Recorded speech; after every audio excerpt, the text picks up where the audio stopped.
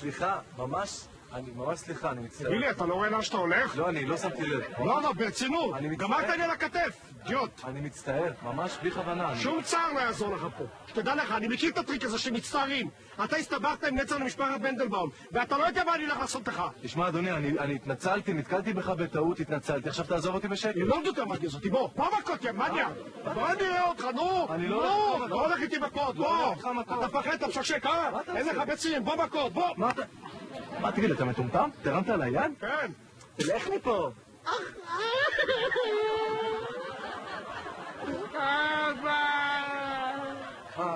מה קורה לך? אתם מראים על הידיים, אתה לא מתבייש, אבא! אבא הכניס אותי מכות רצח!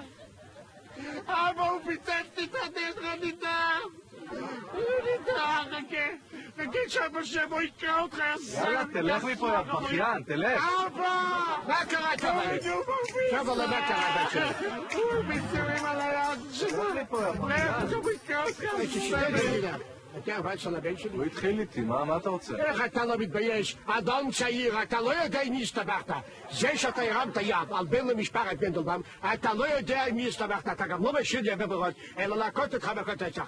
מכות רצח, בוא! בוא, תצאו בצורה, תראה לו מה זה. בוא'נה, הטמטום אצלכם תקוע עמוק בראש. כן, בוא, אתה גם מעליב, אה? אבא, לא תראה לך, תראה, אתה תרים יד על הבן שלי, גיא, די כבר, איך נראיני?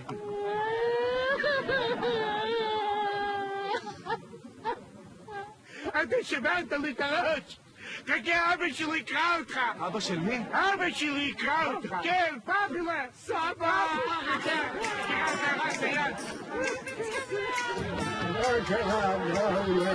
אבא, הוא ירבש לי מכות רצח, תקשה לו משהו.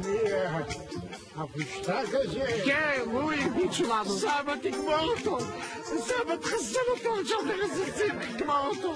אתה הרבצת לנכד שלי ולבן שלי. כן, אבא, זהו השמק הזה.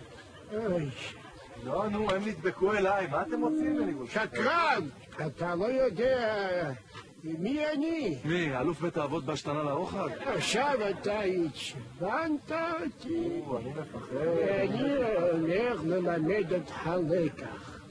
קודם כל, בשביל הסדר הטוב, אני אשים את זה בצד. עכשיו אני אשים את התרופות, ועכשיו אני גם את השיניים התותבות שלי. תן לי את השיניים. השיניים אצלי. ועכשיו אני אראה לך עם מי השתבחת.